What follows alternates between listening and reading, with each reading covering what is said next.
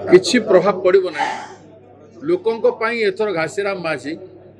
final होती तेणु आदिवासी को जदि बीजेडी कैंडिडेट देव ताहले बीजेपी कथार देव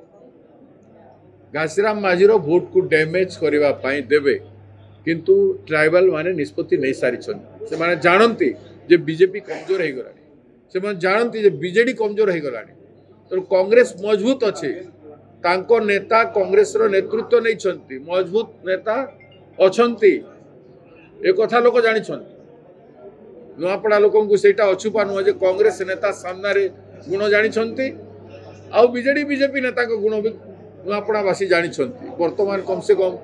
मोर नेतृत्व जो ओडिशा प्रदेश कांग्रेस पार्टी अच्छी से समय नुआपड़ावासी को किए धुआं बुले पारे ना कि ठकी पारे ना जे भक्तदास नेता नुह कि छोट नेता कि लड़ी पारिबनी कि करि पारिबनी कि भक्तदास कि बिकी हिजबा लोक कि डरी जिबा लोक कि पछ घुंचा देवा लोक कौन नेता भक्तदास नुआपड़ावासी जानी एवं घासीराम माझी को मध्य जानी तेणु दुईटा शक्ति मिलन रे कांग्रेस पार्टी केते कौन हम आपण माने विचार कर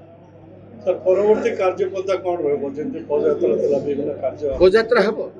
प्रथमे संगठन होची नॉमिनेशन परे व्यापक भाग रे हबो हमर स्टार प्रचारक लिस्ट डिक्लेयर होबा जाउची